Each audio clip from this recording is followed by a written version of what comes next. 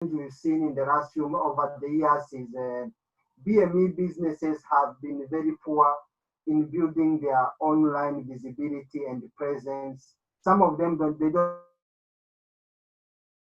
even have a website. Some of them have struggled over COVID period because when everything was shut down, they couldn't sell product online. What's your experience? What would be your advice, and how can we get these BME businesses to onboard quickly to build their credibility and the presence online, also in the digital space?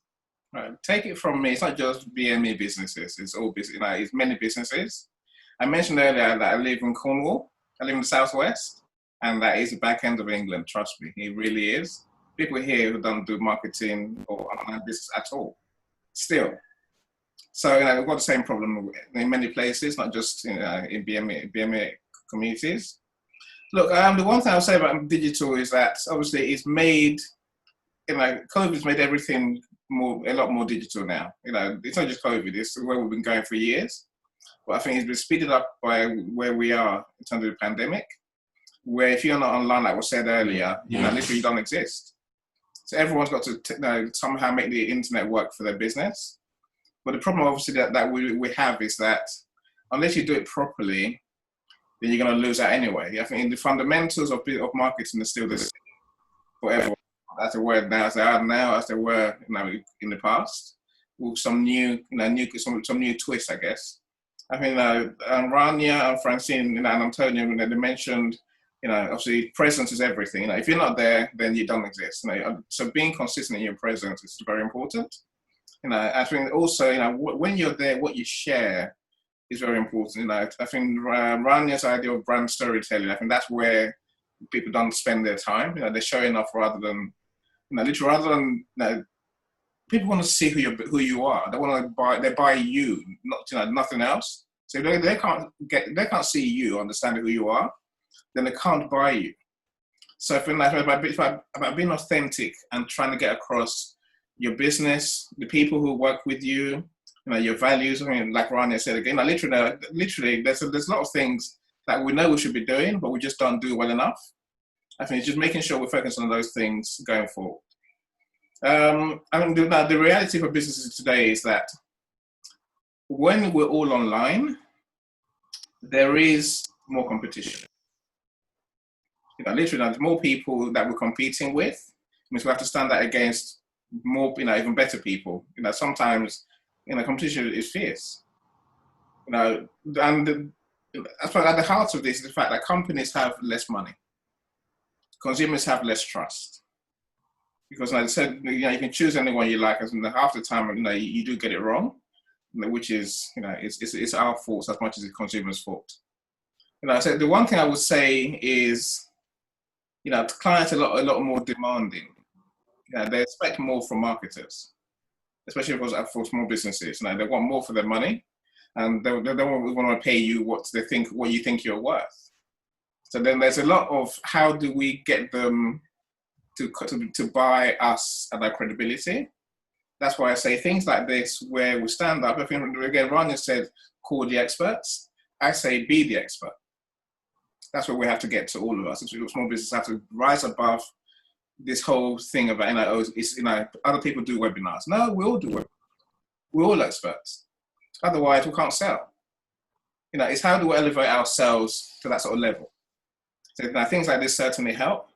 So literally telling your story helps, but helping your clients in tangible ways is probably the best way you can help. You can build your credibility.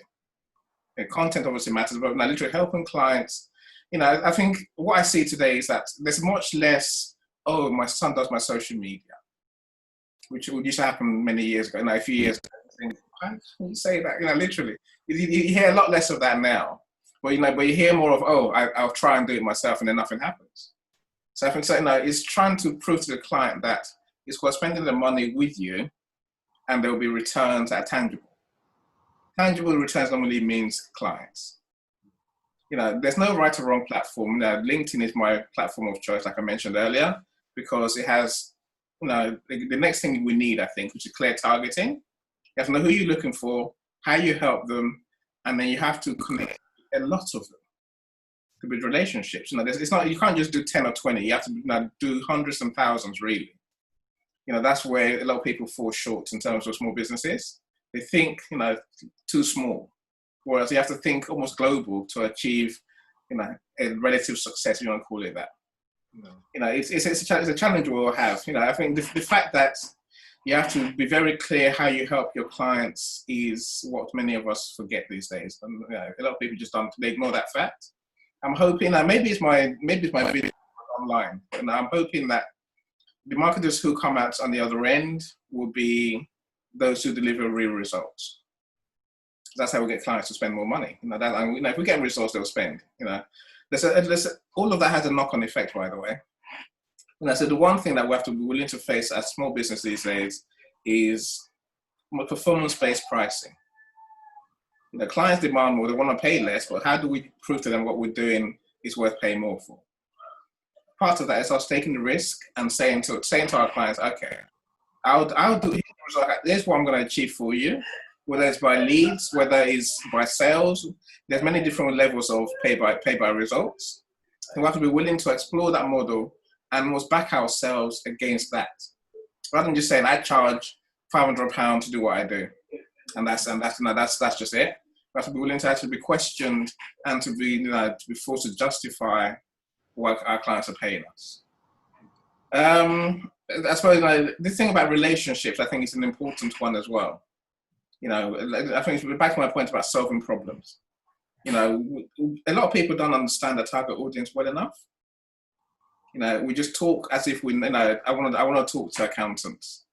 Why? Which accountants? Where?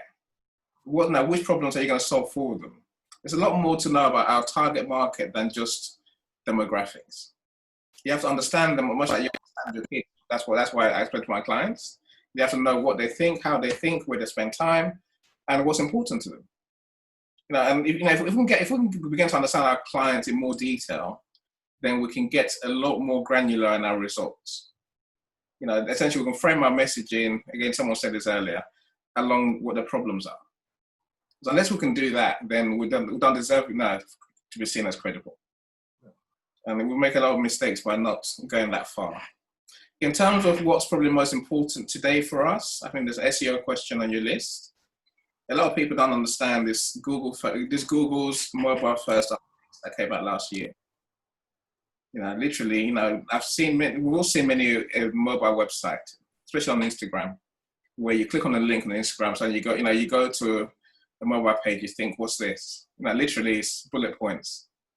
Now Google says that's unacceptable. You have to have a mobile website that works as well as the desktop website does. That's how you get judged, but that's how you get ranked primarily. And unless people begin to take that on board, actually begin to design for mobile, then you're essentially you're playing a losing game. These are some of the issues I think we have.